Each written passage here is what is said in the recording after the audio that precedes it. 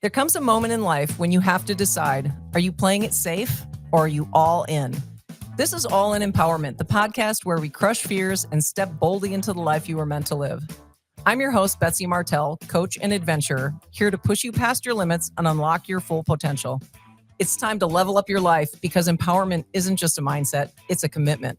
So are you ready? Because in this space, we don't tiptoe, we go all in.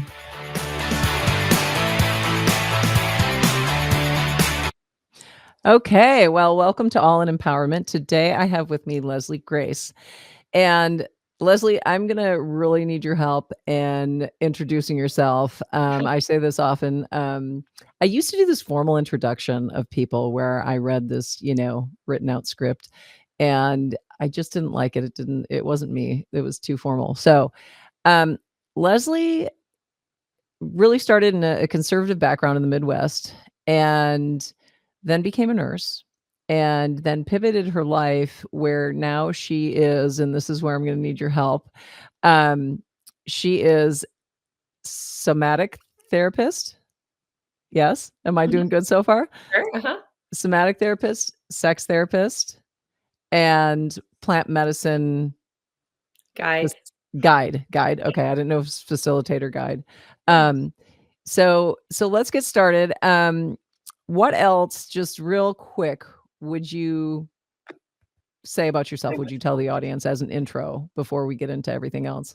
Oh man, what else would I tell the audience? Gosh, I'm a real good girl at heart. I really love to do the right thing and help people and be a source of light and love and healing on the planet. And I also love to do that through my wildness and through my spontaneity and through playfulness and sensuality. And so I feel like I've crafted a life for myself where I get to do all those things. And I'm really grateful to be who I am. That's so awesome. So let's go back though, because like I said, you came from a conservative Catholic Midwestern background and you did the blueprint pretty much, right? You went to school, you became a nurse, and then what was it?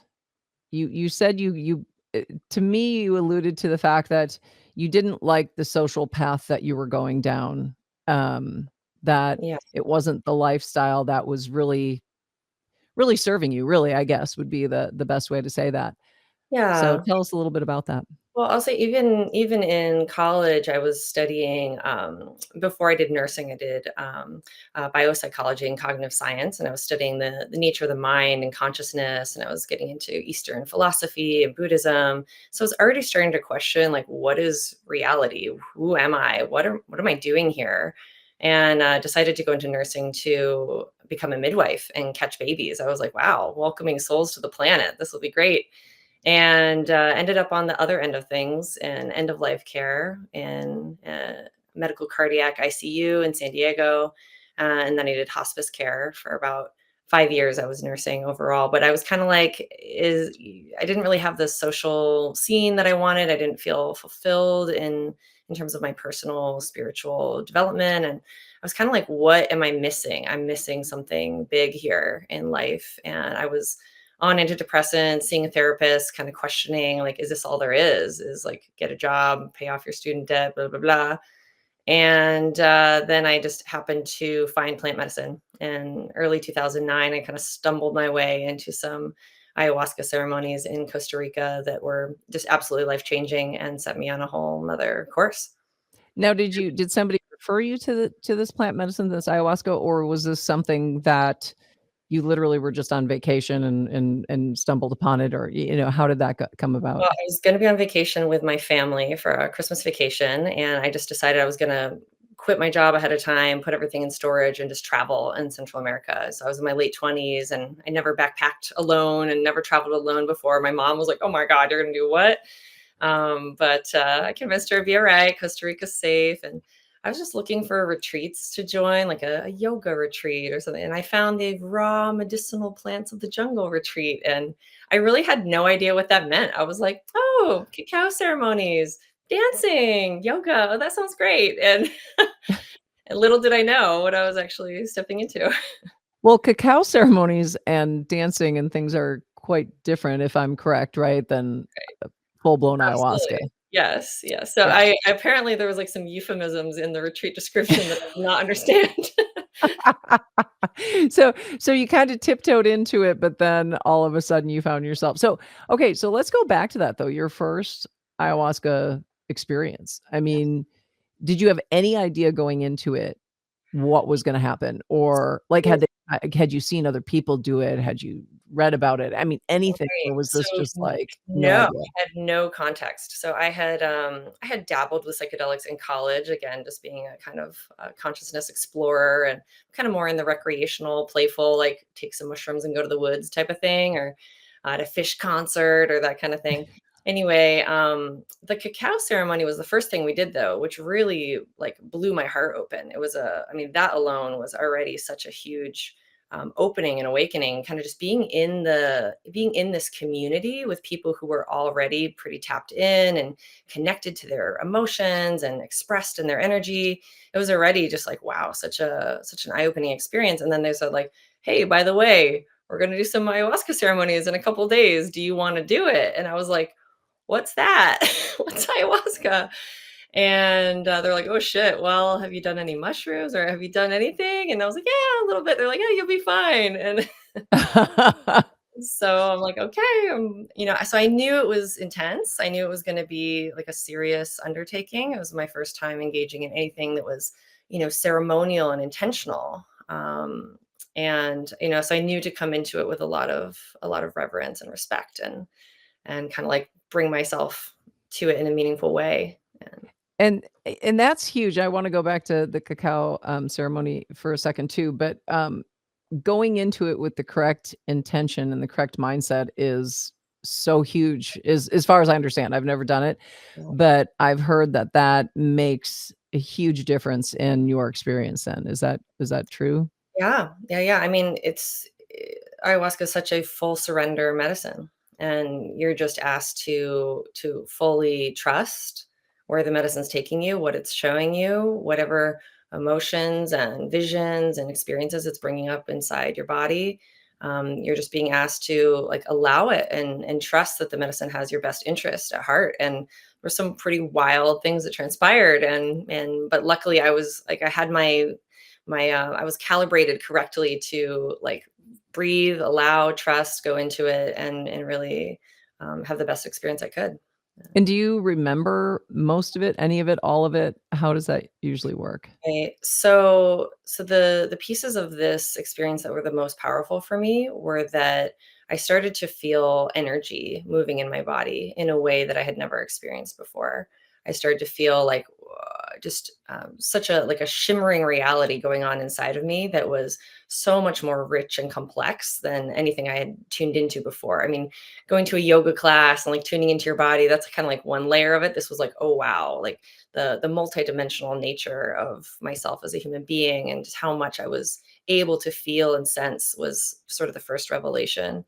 Then I started to have this energy waking up in my system that started to literally move my body. And so my first ceremony, I was kneeling in front of the fire and I started to breathe deeply and kind of like undulate my body, and I started to go into this almost like rhythmic movements that were kind of flowing and moving. I started to move my arms around. I started to do this like in yoga, the lion's breath type of thing, where you're like this kind of like sticking my tongue out. And it was this very, like, whoa, this energy was taking over my system, and I was just breathing and allowing and letting it happen. It felt absolutely incredible. And I was just trusting that it was doing its work on me. And the second ceremony that I did was really where I had the biggest opening, though.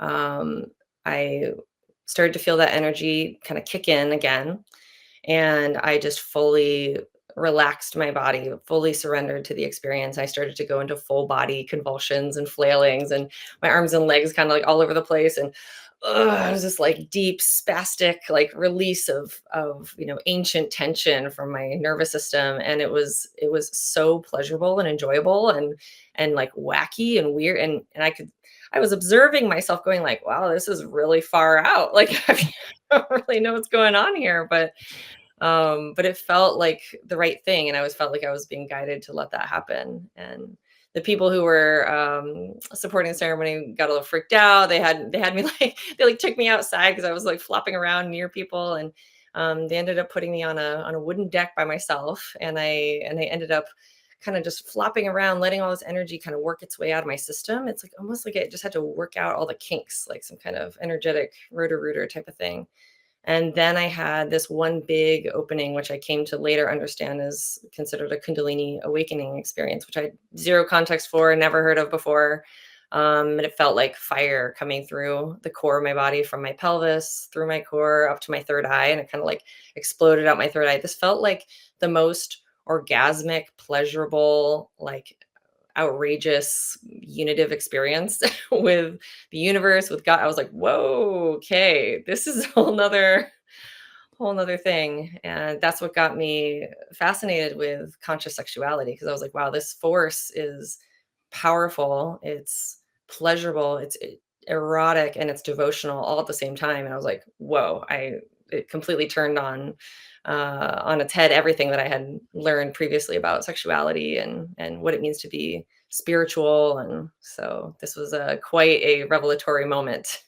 That's amazing. So, would you say that the plant medicine it varies, correct? Like, it's not always the same, right? Oh, absolutely. Yeah, so would you say that this plant medicine that you did was more of that sensual, sexual, erotic, awakening compared to other plant medicine that somebody could do? So, You it know, was aimed at that, or is it just no, that I was wouldn't say what that. I think that that's where my system that's how my system utilized it. I think that okay. there is this, I mean, ayahuasca being a vine does have this kind of like snake-like undulating. A lot of people have visions of snakes and, things like that. For me, it tends to go into a very kind of like my body wants to unravel and unfold and kind of like move through the tension patterns. And so, thankfully for me, psychedelics have traditionally been quite pleasurable and ecstatic in many ways. Other people go into really different experiences, though. So, it's really so much about kind of where in the system, is ready to open and needs the most attention. So, Does it work similar to psilocybin, where I've heard psilocybin being explained as really allowing your neurons, like, to fire and to use your whole brain rather than where we have a tendency when we go through our day-to-day life, and as especially as we become adults, we just kind of use the same neural pathways over and over again, you know? And it just really kind of starts to light up the rest of those neurons and let you reach things that you don't normally reach. Is that kind of how it works also? I can't speak to the exact mechanisms in the brain, but any of these substances, these sacraments, are going to relax the what's called the default mode network, and that's the part of the brain that kind of like controls our sense of self. It kind of keeps us in our little rigid box of Betsy, Leslie. This is who I am, right? And then we kind of organize reality based on this image of ourself. So in these kind of spaces, that pattern, that rigidity of the self relaxes. And so then there's so much more that's available to us to like, it's like your brain is able to connect like this dot with that dot. And like, oh, wow, that has never been connected to that before. And so it's almost, it's like these creates these webs of interconnection. So there's more of a multidimensional understanding of what's going on inside of us and also in the world and in our history and our ancestry. And I have experienced being connected to aspects of myself that I never knew about, and then I've also experienced being connected to the world, just archetypal realities of what it means to be a woman, or just all these different facets of reality that I have never been able to directly sense before, like maybe in dreams or in a deep meditation. There's like some sense of that mystical expanse, but this is like plunged, like you're plunged into it, and it's kind of just allowing whatever needs to come forward to surface, and whatever needs to get released for you to kind of be more open to that expansive reality.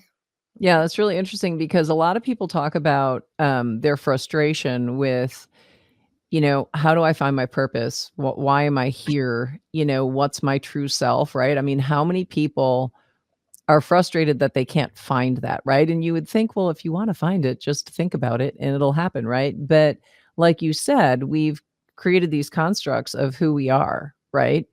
And they're so ingrained in us because they started when we were little kids with, what were taught from your family, what were you taught by society and school and all that stuff, right? And what you were told by other people, and then ultimately the story you tell yourself of who you are, right? Right. And all the things that can get in your way. And so that's really interesting because that's exactly where I went was, this just really expands your mind to really open up and drop that fear, right?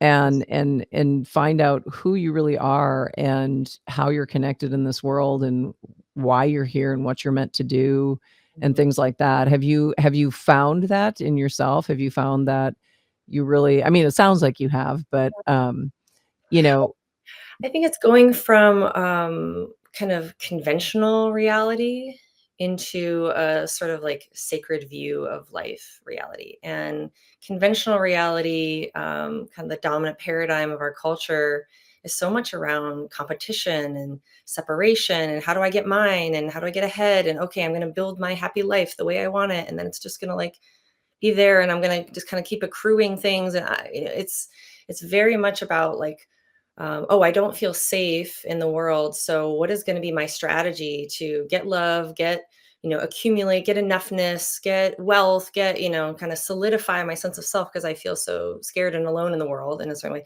And, most of this is deeply subconscious for people. I think that the average American is not necessarily out there being like, oh my God, I'm so traumatized by all the things that happened in my youth. I mean, a lot of people know about their trauma and a lot of people don't. A lot of people are just kind of mhm. like oblivious, going on with things like they're like, "Oh, I'm fine. I'm not that emotional." But then as they start to, if they were to start unraveling and actually feeling and through some of these layers, they'd be like, "Oh my God, I feel so much." I used to feel like I was not that emotional of a person. When I was in my teens and in college, I was like, women be so emotional. They like got their periods, or they're just like crying all the time. What's up with that? I was just like, I was not, I was just like fine. I was, and as I have begun to experience these deeper layers of myself, I'm like, oh my God, I'm so deeply sensitive. I've just been kind of blocking it for my whole life. But as you peel in there, you're like, wow, there's so much to feel, there's so much to sense, and then the story of the me and like, how am I going to get everything to work out just right?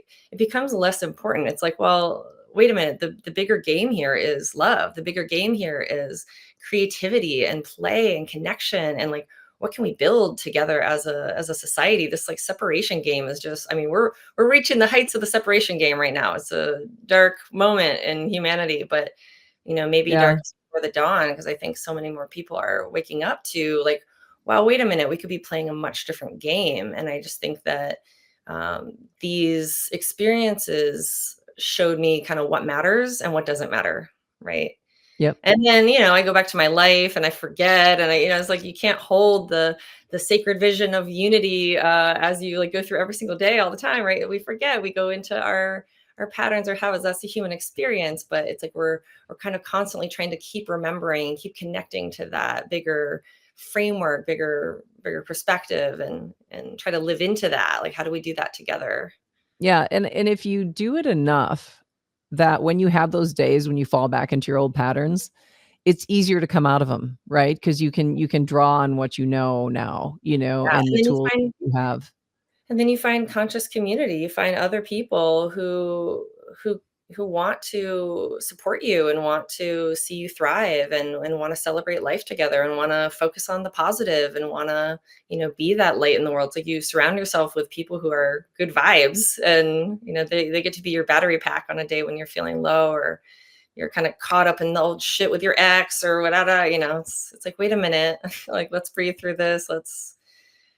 Right, So it right. becomes much more of a experiment and exploration, like a cool discovery process of, hey, what does life get to be? What do we want to create it in what image? And Yeah, so the whole, um idea of us so disconnected right now, and I've talked about it a lot, just reaching out and making connections with people, like, on a different level than you normally do, right? Because we're so surface, right, all the time, and to get past that surface connection. And so I had, uh, it was a week or 2 ago, I had a guest on the podcast, and he's in his 60s, and he said, because I said, "Well, what's next in your life? What's your next chapter?"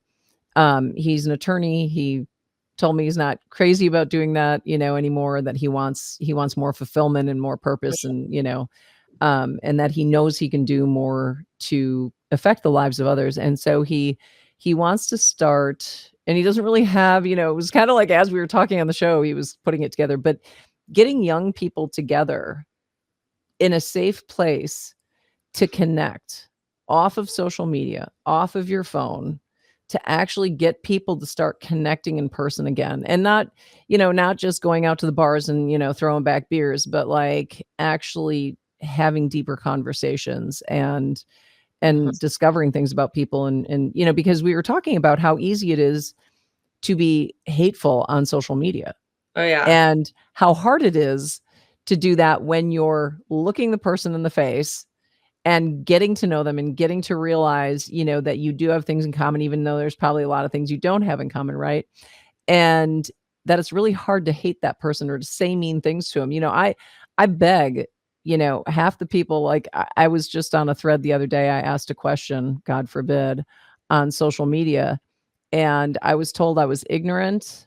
I can't remember some of the other words, right?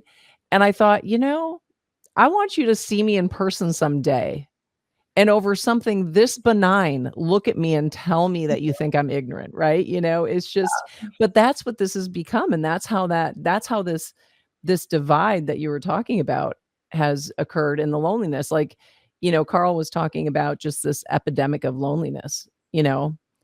feeling alone in the world and not feeling understood and not having connection. Um, so yeah, that's definitely something And that do you think we. that that's been, it's been a systematic process in our culture where I do believe that the powers that be don't really want to see us unified. I don't think that I think they like to pit us against each other Mhm.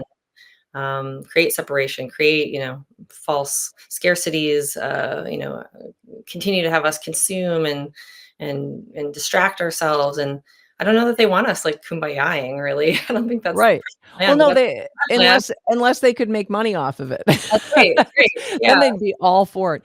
But I mean, that's that whole fear thing, I mean, you just go back to COVID, which I don't wanna get into because that's like a really long conversation, obviously, for everybody.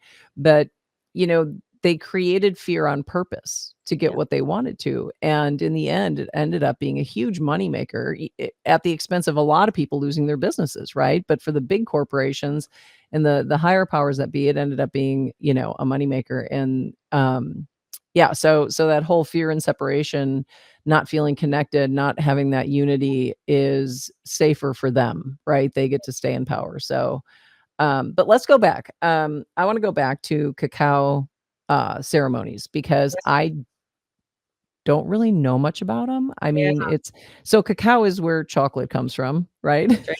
Mhm. Yeah. So tell me what it is, because you drink Cacao it, right? ceremonies are like a really, easy intro for people out there to to step into a ceremonial, prayerful environment, that isn't about religious beliefs, but it's about, connecting with our own energy, connecting with each other. And you had talked about, like, people coming together to really, like, connect and hang out and share experiences together, and I think that, one of the things that's been cropping up the last few days is the idea of uh, people think that love is the highest frequency in the universe, and twice in the last 2 days I've heard it stated, no, actually authenticity is the highest frequency. Authenticity is like really being real about who you are, what you feel, letting other people see that and know the real you, and how healing that is for us to be authentic, and how healing that is for other people too to be to be like shown what that's like when you give yourself permission to express and to feel, to give love, to receive love. And so for me, my first cacao ceremony, so cacao has a substance in it called theobromine. And cacao was considered the food of the gods. It was highly revered. It was used as currency. There was many different ways it was utilized. But when people go to a cacao ceremony, that's being held in this kind of intentional way. A lot of cacao ceremonies are like, hey, we're gonna have a sip of cacao right before we're gonna have an exact dance, or it's kind of like a perfunctory like 10-minute like we'll drink our cacao, yay, but in this case it was more of a like we drank like a solid dose, like a big cup of this strong bitter cacao, drank it into our hearts, breathed into our hearts. And this was a concept that I had never heard about. Breathe into my heart. But the guy who was running the ceremony was named Keith. He was called the chocolate shaman. He passed away a couple of years ago. He was a wild character, lived down in Guatemala for many years, and he was just this wacky character. And he would say to us, he said, "Find the smile that's in your heart and let it spread to your lips." And let it spread to every cell of your body, your whole being is this smiling energy, right? And he was guiding us to activate our heart chakras, to activate our capacity to love. And it was just a something that we chose to focus on. Like instead of focusing on all the chatter in our minds and having a chit chat, having this and that, we chose to focus on generating the feeling of love. And this has actually been studied by Heart Math. Have you heard this organization called Heart Math? They No. actually they study uh, activation of the heart chakra, and they measure it through something called heart rate variability. So you can track your heart rate, and you can see it like speeds up and slows down ever so slightly over the course of say a minute, kind of speeding and slowing. And the way that it's speeding and slowing makes this sine wave curve. And the smoother the curve is, the more the person is in that feeling of heart openness and love and safety and trust and oneness. And the more kind of jagged the reading is, the more they're in anxiety or disconnection or fear. And so like literally this can be scientifically measured. So That's there, very I cool. love that science is coming together with some of this stuff. But in this particular ceremony, I drank the cacao, I breathed into my heart, and like, man, the waterworks just came on, and I like busted through some kind of barrier that I had against feeling my emotions, and I sobbed for probably 2 hours. And I didn't know any of these people. This was like day two of the thing, and they were just sitting right by my side. They were just caressing. They were just like, "Let it out, sister. You just keep those tears coming." And I was like, "Who are you people? What's going on?" Well, I'd never had anybody encourage my tears before. It had always been like, "Oh, they're there. It's okay. Shh, you're fine." And this Well, was, and yeah, let it people when go. you cry try to Mhm. stop you, Oh, right? yeah. People always try to stop you. Yeah, when we were little, it was just like, "You're all right, what do you need?" I mean, whatever it was that your parents did for you to make you stop crying, right? Because it's painful for them Yeah. to see you crying, right? Yes, And it I depends on know. why you're crying, I mean, but, yeah. But I think that's kind of a societal thing. We're just kind of pre-wired to try to get somebody to stop crying. I think encouraging people to cry Yeah. sounds so weird to people, like, why would you encourage that, you Well, know? because we have a story that like we got to just like make our happy life, be happy, go toward happy emotions. Oh, anything that doesn't resemble that, oh, push it down. Oh, distract it. Oh, medicate it. Oh. Yeah, And instead, like, wait a minute, we're holistic beings. Like, we need to go through these cycles. And, like, of course, like, how could we not grieve about the state of affairs of the world right now? How could we not grieve for the things that happen in our lives that we've lived through, that we've dealt with? I mean, yeah, yeah, that's normal, and, I cry for everything. I'm happy, I'm sad, I'm frustrated, I'm mad, I cry over everything, so, crying's not an issue for me, unfortunately. 'Cause sometimes it's really frustrating that I'm crying. I'm like, "I'm trying to be mad at you right now." Um, but, no, the one time I would have to say that I went through something like that was, I was going through my divorce, and I was, especially for my kids, holding everything and holding everything in, mostly because I was afraid that if I started crying, there was gonna be a good chance I wasn't ever going to stop, right? Right. And so I started having all these stress related disorders, Of like course. crazy Cool. things you've never heard of. Like my eyes would cross and stay crossed and Wow. I mean, just all sorts of things. And so my doctor, after about the 3rd thing, that was just really bizarre 3rd thing, right? Some of the other ones were just everyday stress related stuff, right? But it started getting weird and she said, I can't help you. You have to go to your acupuncturist. And so I was like, okay, I'd only ever gone to my acupuncturist for sore muscles, right? So I was like, okay, I'm going to walk in and say, hey, I want you to fix my stress, but I'll try anything, right? And I went in and she started talking to me about it. And she said, Betsy, well, what's going on in your life? And I started to cry when I was started talking. And I stopped myself. I said, I am so sorry. And she said, that's the problem. She said, don't be sorry and don't stop yourself. Yeah. Every time you stop yourself, you're bottling this all up and it's becoming this, big ball of stress. And so she laid me on the table on my back and she put needles in really weird places that I had never had before, like my earlobes and parts of my face and, parts of my stomach and all this stuff, right? And I sat there and it's really hard to explain because the amount of tears pouring down the sides of my head was as if I was sobbing, right? But yet I wasn't. If I was sobbing, I'd be like, shaking and, but I wasn't. I was calm and just everything was being released. You're just allowing. And I left there and I was like, I felt, first of all, I was exhausted when I left, Yeah. right? Because of everything that had just come out of my body. I was like, I don't even think I should be driving right now, but here we go. Yeah. And, but then I felt so light, right? I was like, oh my God, that was all. And it's all held, like, for me, I hold it right here in the center of my chest, and it was just as if that had all opened up and just, like you'd taken the biggest sigh of relief you possibly could, and I couldn't believe it. I thought to myself, "All she did was put a few needles in me, and give me permission to cry, that's it," you know? Permission. Okay, so the Yeah. the key pieces of this equation were that you felt safe. It was a Mhm. safe place, that you did not have to hold it together. She was holding the space for you. She made you feel safe and then permission and gave you an access point to those feelings. And then the body wants to come into a state of healing. It wants to come into a state of homeostasis and balance. And we spend so much time in our minds and that default mode network and that rigidity kind of holding it all together. But oh my God, we need to be crying, we need to be dancing, we need to be cuddling, we need to be, loving each other in a way that lets each other be free and feel it all and be it all. And Yeah, and I think physical activity in whatever form is so important. I used to go on what I called angry walks. It's the fastest a person can walk without running.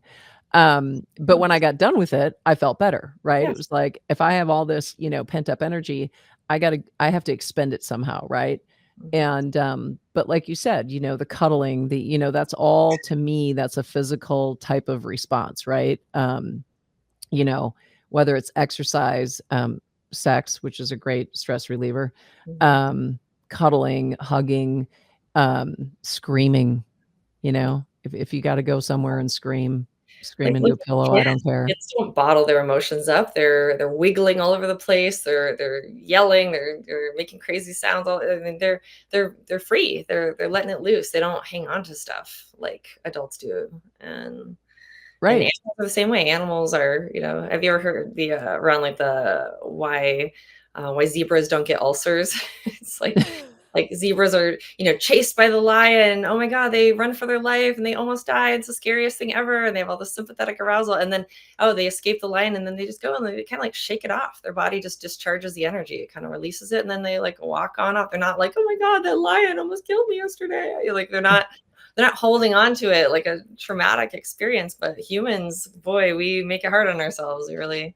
Yeah, we can hold on to stuff, can't we? So Especially again, I women, feel we're like really good the at it. beauty of psychedelics and the ceremonial intentional use of them is that like it gets that rigidity out of the way, gets that layer of control offline. So then this stuff can just emerge and it can move. The energies can shift, things can open, things can release. Tears come, shaking. So many different ways that people can release like just ancient tensions from these kinds of experiences, and just letting your system be more open and more porous and more available to like the healing energy of life that basically wants to heal us, right? We just got to get out of the way. And I feel like there's such a feedback loop between, there's like we got to go into the tough stuff, into the shadows, we got to cry the tears, we got to scream and whatever, kind of get out our darkness, and then it frees up all this space for lightness and love and joy and creativity and play and vision. And gosh, when we're surrounded by this kind of love energy, this space of safety, this space of community and connection, it allows us to have the safety to tip back into the places that need more healing. So it's a feedback loop that's really beautiful. Yeah, that's amazing. So tell me what all the different things that you do in your coaching therapy guidance, Right, it's a just wide world. it So is, yeah. It's hard to keep up with you, man. that's right. Well, I have diverse interests, and I'm a That's multifaceted good. being, and I like to bring it all. So, gosh, well, so I consider myself a transformational coach, and I feel like there are so many um, different ways that people need to be given permission to open. And so I do a method of somatic therapy that's called Hakomi. That's the kind of basis of all the work that I'm doing now. And Hakomi somatic therapy, the idea of it is that you can talk about your problems with a therapist, talk. This happened, that happened, blah blah. But as long as you're staying on the level of the mind, nothing's going to change, right? Because it's all about getting out of the mind and accessing this level of emotion and energy, and that's really connected to the body and our sensations. And so somatic therapy is all about get out of the mind. Oh, let's actually tune into that sadness. Let's actually, where do you feel it? Oh, it's like a crushing weight on my chest. Like, oh yeah, let's explore it. Let's stay with it. You follow the body sensations down into that core material. Suddenly visions are coming, images, memories. Oh, it's when my dad said this to me, and then I just felt like he never loved me. And then it's like you can trace back into those core wounds through following energy, emotions, and the body sensations. And then this connects with psychedelic assisted therapy because, again, psychedelics just get that layer of resistance out of the way and allow you just to plunge right into all that stuff. And so the somatic therapy is a way of exploring and kind of deepening in and supporting someone to follow those threads of what's emerging, and kind of let you really go to the root and get to the bottom of it and get that stuff cleared. And then I also do conscious sexuality coaching and hands-on healing work. And for me, it was such a huge part of my path. So I quit nursing and I became a sex coach, and I taught tantra classes, and I did hands-on sexual healing work for men and women and couples. And for me, it was like, oh wow, we get to harness our life force. We get to be free. We get to feel our vitality. We get to connect our power, our love, our vision for the world. It's all around our sense of eros and kind of how we want to flow and show up in life. And so I feel like for a lot of people, sexuality is an area that's very misunderstood and has a lot of taboo, has a lot of shame and repression. And again, anytime we're shaming, we're restricting, we're kind of we're crunching our energy down in our body, that's not going to allow us to live a joyful, vibrant life. So I feel like even if somebody shows up and they want to work on their trauma, their depression, their usually they've got stuff around sexuality too, because our culture is so mixed up about it. So um So do you kind of blend them all together, or is it something that you do separately? How or does it just depend on the situation? It depends. So some people show up and they just need to do somatic coaching, the Hakomi kind of work, processing their inner child work, their traumas. They want to connect to purpose. They want to connect to what they want for their life. Maybe they just show up for that work. Maybe they also need to work on sexuality. Maybe they're dealing with sexual trauma. Maybe they want to be a more confident sexual being and more free in themselves, more expressed. So kind of again, it can go either way. It can go into that shadow realm, or it can go into the light realm of expansion and pleasure. Other times people show up and and they do coaching work, and then they want to do the psychedelic work because they want to plunge in and go to those depths. Other times it's like, oh, the sexuality shows up in the psychedelic. So it's all kind of just depends on what somebody is ready for, what they're needing, what their system is asking for. Yeah, yeah, no, that totally makes sense because it's all interconnected. So when, because I know there's a lot of people listening right now and they're like, "Okay, she said sex therapy or sex coaching, and then she said hands-on." So what can you tell us about that? Okay, so I think the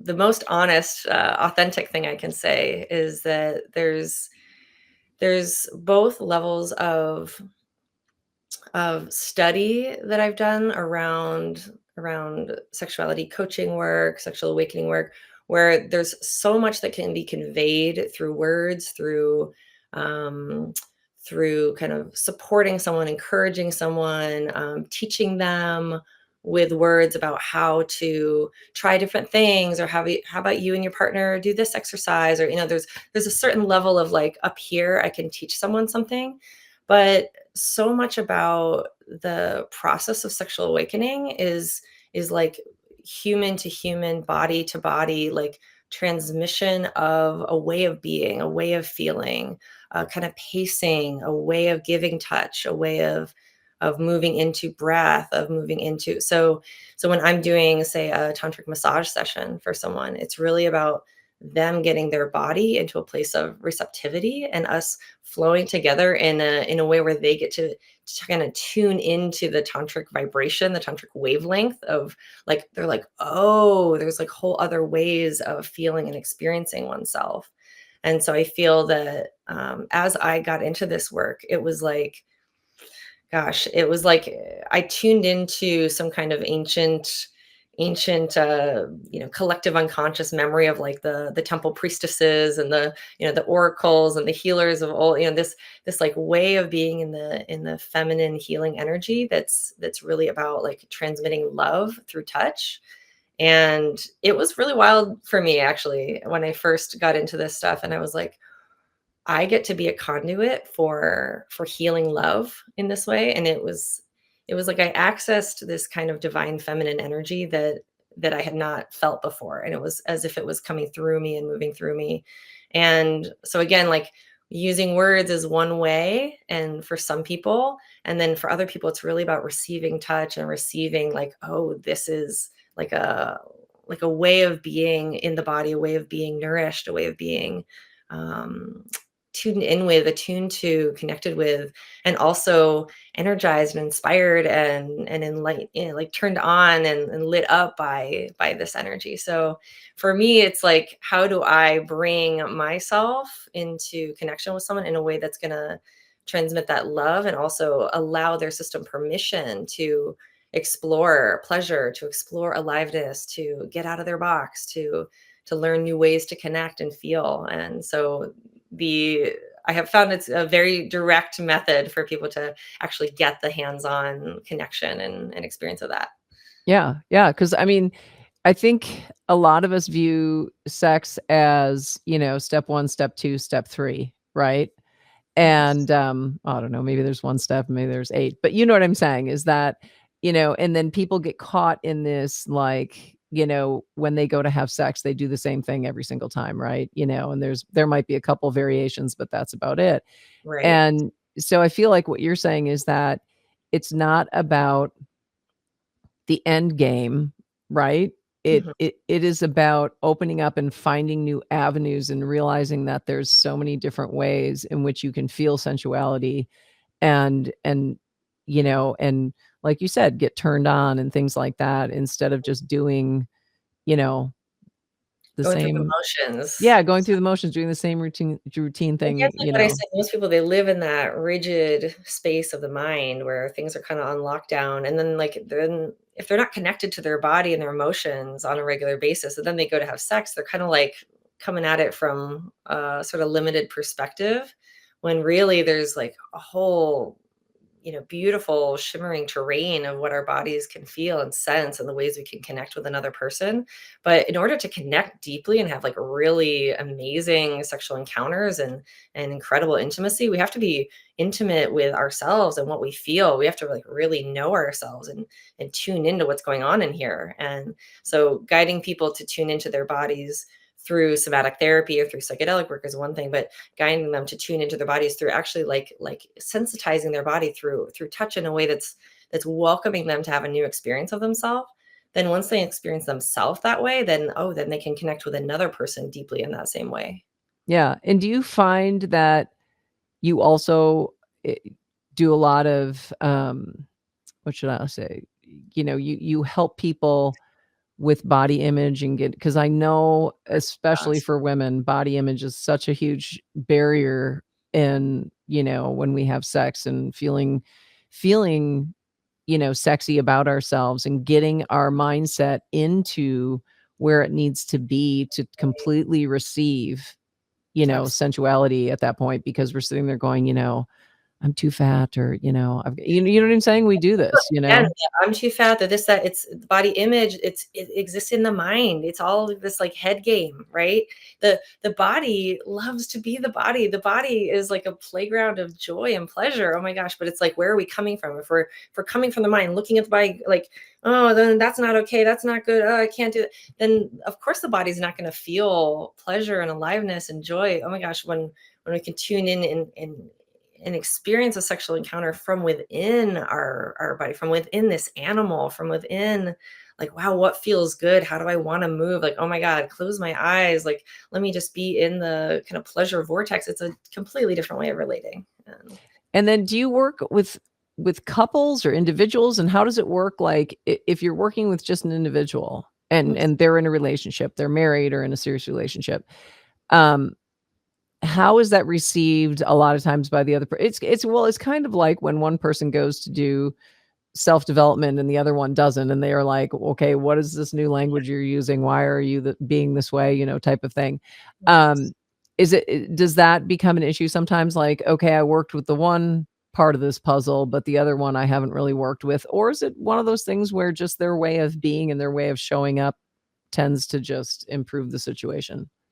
So I'll just say, like, more broadly for all the work that I do, if someone shows up and they're having challenges in their relationship, I will often seek to work with them as a couple together, if that's possible, because I feel like, you know, they're a unit and like each person's an individual, but then they have a kind of unique co-created experience that they're having together. So I seek to work together as a couple if that's possible. But sometimes the one partner is like so fed up and they're like, you need to go get some help, you just like sort yourself out. And then in that case, I'm always trying to, have a conversation with the other partner about like, hey, what do you want to see for them? Like, where do you see their challenges are? What do you want to be experiencing more of? And I'm always trying to kind of like shape the healing container in a direction that lets this person get more of what they want, but also this person get more of what they want. So sometimes it'll be that I work with one partner. Say one partner starts to do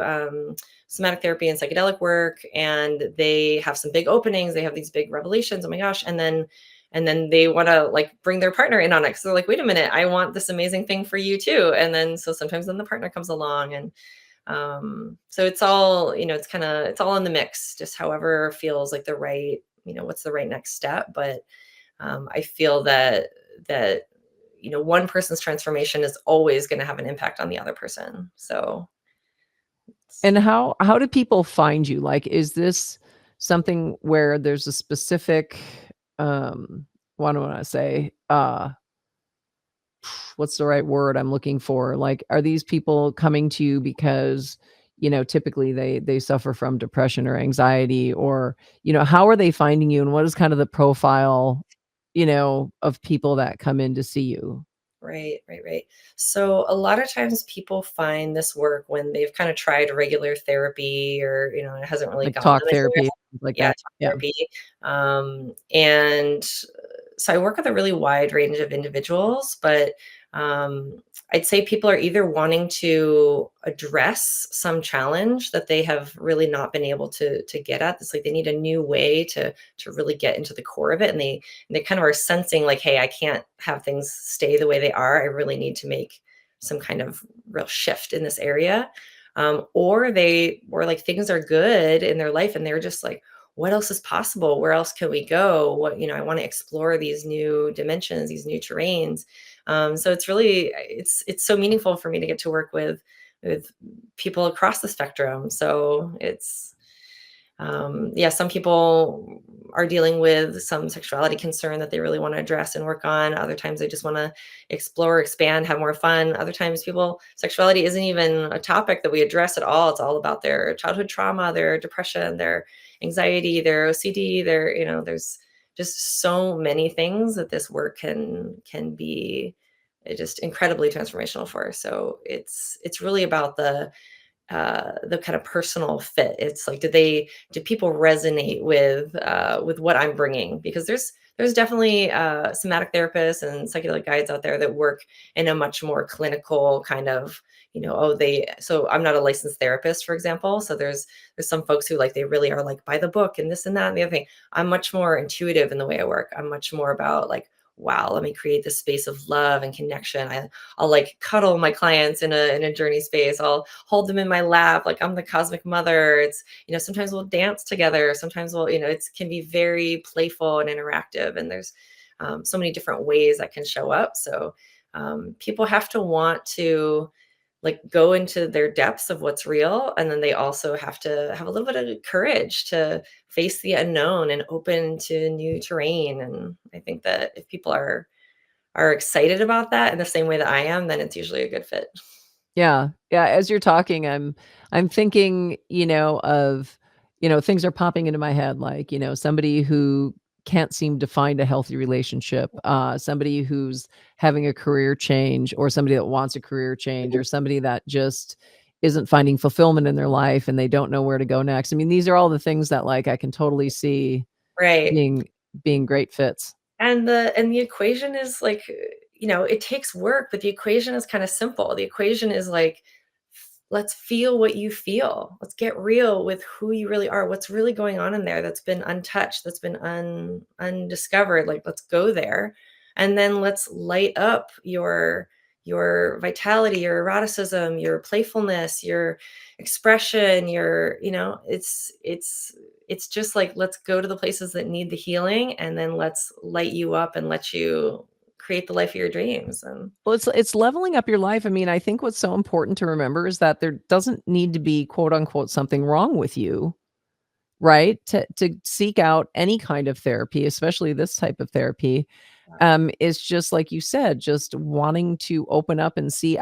I had for a long time, I was very frustrated because I'm like, I am capable of so much more, and I feel like I should be doing so much more, but what in God's green earth is that, right?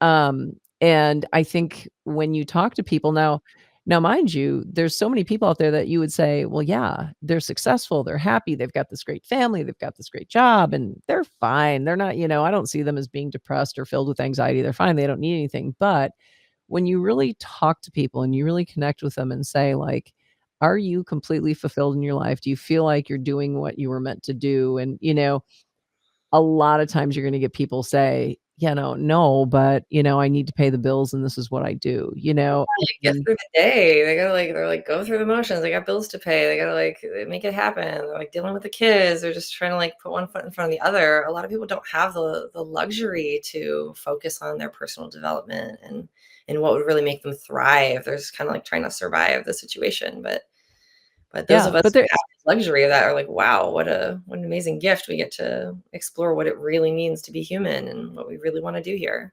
yeah, and it's not like you're, I'm sitting here saying, "Wow, if you're an accountant and you hate being an accountant, quit your job and go see Leslie." That's not what I'm saying. I'm saying, bring home the money and support your family, but, explore what's Yeah. possible for you, right? To just You have open to up and blow be up your life. right. Yes, Sometimes you have to blow up your life. I don't know.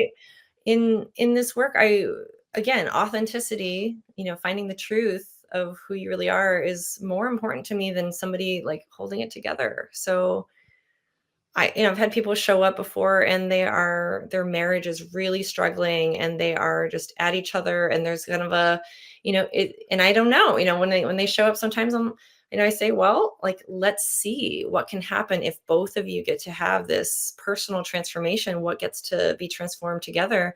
Let's see what is possible. But I don't think every relationship is meant to last forever. I don't think every career path is meant to last forever. If something's not aligned, then it's just hey, you get really clear on that. It's just, hey, like, no harm, no foul, but let's follow what life is guiding us toward. And that might be a new chapter with someone else or alone, or that's also fine. It's just nothing needs to be like this rigid, this has got to be this way. We're just following what is life showing us, what is being presented, and how do we live in alignment with that. Right, right, and when you're talking about authenticity, that, it was funny because you were saying, like, what is the word, that you were gonna choose, and trust came to my head first. Yeah. And those to me they work together, they're synergistic, right? Because without authenticity, there really can't be trust. Mm. And when you talk about authenticity, that also, to me, leads to vulnerability, which I've talked about a lot on this podcast. Yes. With vulnerability, you are showing your authentic self, and therefore you're trusting the other person with your authentic self, which means then they can trust you. Yeah, and it's fun for me to come on a podcast with you, Betsy, and just get to share all about the nitty-gritty of my world, which, a lot of people might not understand. And it takes a lot for me to be vulnerable like that too. And but authenticity is pretty exciting. It's pretty sexy. It's pretty fun. It's like, why not? Let's be ourselves. Let's let ourselves really know who we are and what we want, and really speak it clearly so other people can find us and resonate with us if that's what's Yeah. true for them And too. And I think a lot of times you can tell when somebody's not being authentic. For people that are intuitive and can sense things like that, I think you just kind of know, and you kind of keep yourself back a little bit because you're like, yeah, I don't really feel like that person's being their authentic self. Um, and it's funny how we're so afraid to be our authentic self a lot, Yep. and we play a role that we think we're supposed to be playing, and yet when we slip up and become our authentic self, right? And you're like, "Oh," you almost apologize for it, like, "Oh, I'm so sorry I slipped up and showed my real true colors," right? But that's when people love you the most, right? And Right. here's the thing, That's right. and if they don't, bye-bye, Bye-bye. I mean, Uh-huh. do you know how many billions of people are on this planet? Dude, like, we don't need to worry about the few that don't like us, you know? Um, and so and again, that goes to the whole social media thing. I'm like, "Okay, call me ignorant, I don't care." I like, lots of people in my life that are good, you know? Um, but, yeah, no, I really appreciate, like, you opening up and telling this. Now, if take yourself back to, say, when you were 17, would you have ever imagined this, or that you would get on a podcast and talk about this? I mean, how were you at 17? Wow. At 17, I was just starting college, getting interested in, like, wow, what else is out there in the world. I was starting to let my vision of the dominant paradigm of reality kind of start to crumble and see, oh, there's new ways of being and living. And but oh my God, I had no idea. How could I have ever imagined where this would take me?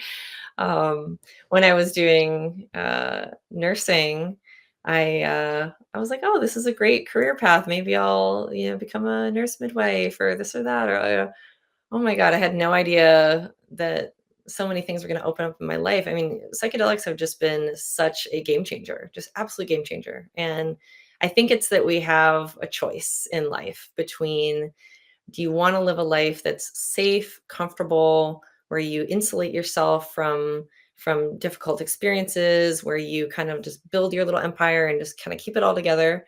Or do you want a life of adventure and really deeply exploring what is true about yourself and the human experience? And I'm just so grateful that I chose the second path. Well, And but here's the thing is, you're like, "Yeah, plant medicine and psychedelics really, opened up a whole new world for me." But you know what really opened up a whole new world for you, in my opinion, what's was that? when you said, "Screw this job, I'm going backpacking," right? That's right. That was that moment of pushing past fear Yeah. and just going for it, right? And pushing down, like you said, those constructs of what you should be and what you should do, and just letting your world open up for you, right? Yeah, of So, if you would have never done that, had you stayed in your job and said, "I'm just gonna keep doing this," because so many people do, they're so afraid to course. even try anything, right? And again, we're not saying everybody go out and quit your job and turn your life upside down, but you can explore life, Yeah. a little bit at a time, Yes. but yeah, that Well, would have never happened for you had you not done that. yeah, there was like I was having a quarter life crisis. So I was, luckily things were stable in my world, but I kind of said, well, I don't want to live like this ongoingly. And luckily I didn't have other responsibilities, or, I didn't have kids. I didn't have a whole life built up that I had to kind of continue on the track. Some people can't escape their track. They got to stay with it for the moment. But like you said, there's so many other ways to explore, to create a little opening, to create a little crack. I think for me, I knew it wasn't working and I had no idea what I needed. I just knew that something wasn't working. And I was like, well, let me follow the breadcrumb. And the breadcrumb was like, Costa Rica might have some new adventures. There might be some, conscious things going on there that I could explore. And I had no idea what was going to happen. But I think Yeah, just whatever is showing up in someone's life, whatever is that little ping of, "Ooh, that's exciting," or "That's interesting," or "Ooh, that lights me up, that turns me on, that sparks something in me." It's like, go for it. Go toward that. Keep exploring, keep learning, keep going for it. yeah, I had, my daughter who's 23 and, her friend on the podcast, and we talked about, you know, um, they're finishing up college and they were, obviously all kids, now or all some kids are given options, but most of them are told at 17 or 18, you need to pick a major, you need to pick a career. These kids don't know what they're doing half the time. Some of them do, but most of them don't, right? And then they get into some major and find out, well, this isn't really what I want to do, but I'm already 3 years into it, so I got to finish it because we spent so much money on this education, right? Whatever. And so, my daughter's friend said something to the extent of, if there's something that you're passionate about that you don't think that you can make money at or make into a career, I urge you to keep doing it. And even if, like you're doing it on the side or pursuing and asking people and meeting people in whatever that passion is, and just keep exploring it because you can find a way to make money in it. That, you just have to keep with it, to not just, like so many of us just tamp that passion down and go, oh, that's never going to happen for me because, I need to stay in this traditional role. And I just thought that was a really cool for a 23-year-old, viewpoint of life, that it can happen for you eventually. I think we look at kids and say, well, what's your passion? And they tell us what their passion is. And then we think of the closest career, traditional career to that passion, right? Yes. And we don't get creative.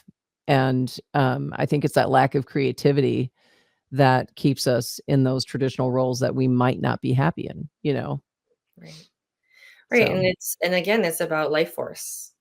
The following the passion, allowing that life force, that creativity, that what wants to come through you.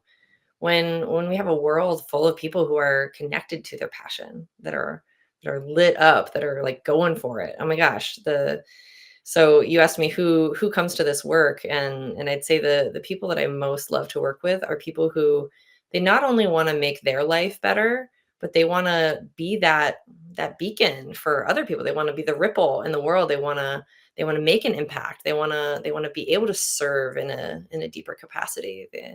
And so this is, when we start to get into this kind of healing path, this way of viewing life and spirituality, it's not just about us. It's like, how do I connect with everything else? How do I be a source of how do you be source? How do you be all in on life? How do you give from the fullest depths of your heart? And it's like we got to like light up our being first and get our oxygen mask on, get ourselves like thriving, joyous, happy, like this, generating positivity, and then we can overflow that into the world that needs it so badly. So I'm Yeah, because your way of being is so important. That energy that you give out is so important to the people around you, yeah, that if you have nothing to draw from, if you're just completely empty, the battery's dead, you're just going through the slogging motions. through your, sexless marriage, you're just everything's just Yeah. shut down and just okay, we gotta just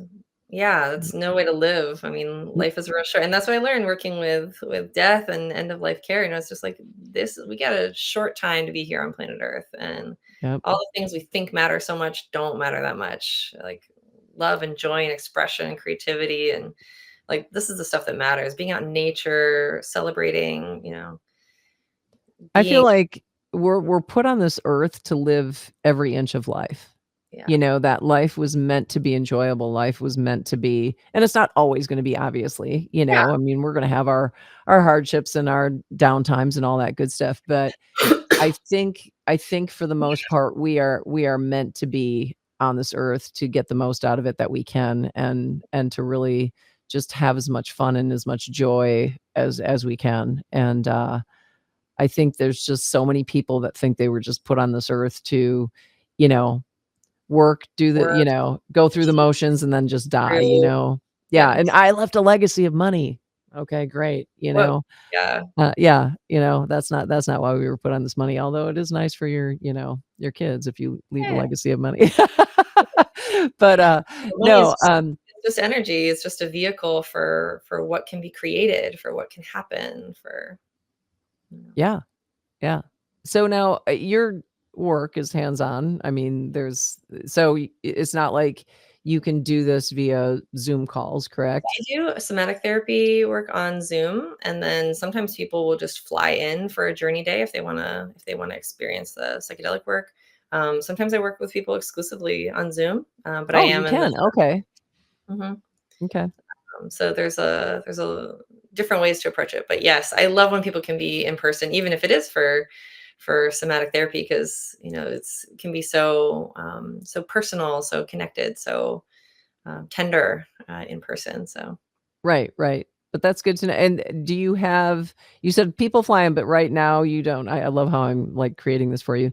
You yeah. don't have any retreats right now that you do where I am people can putting on a come? retreat in September Okay. for widows and widowers, people who've lost a spouse. So that's my Oh, that's retreat's amazing. coming up. But yes, I do offer retreats from time to time. That's very cool. Mhm. And tell everybody where you're at. I am in the San Francisco Bay Area in San Rafael in Marin County. Okay, okay. Oh, that's awesome. Beautiful area. Um, so how do people get a hold of you? Yeah, contacting me on my website, lesliegracetantra.com would be a great way to start and be happy to chat about Okay, I'll put this. that in the show notes, Thanks. but Leslie Grace, spelling just like you think it should be spelled. Oh, now see, I just offended somebody who doesn't spell Leslie that way. How else could you spell Leslie, though? Is there Okay, do the you way see I spell it is Leslie, and then right? Grace, and then Tantra, Tantra.com. .com. Yep. Okay, so like, all names can be, like I feel like can be spelled different ways, but I Yeah, can't how else would you spell I suppose you could do Lee at the end. Lesley is the other way. Ley? Okay, okay. Mhm. Yeah, And then because there's even people that say it Leslie and other people that say it Leslie. I do say mine Leslie, but that's fine either way. I say Leslie, so yeah. Oh, so I'm good, okay. Yeah, Betsy can be spelled a couple different ways too, which, was so funny as a kid. I'm just like, mine is just right there, just Oh, Betsy. There's no uh, extra right.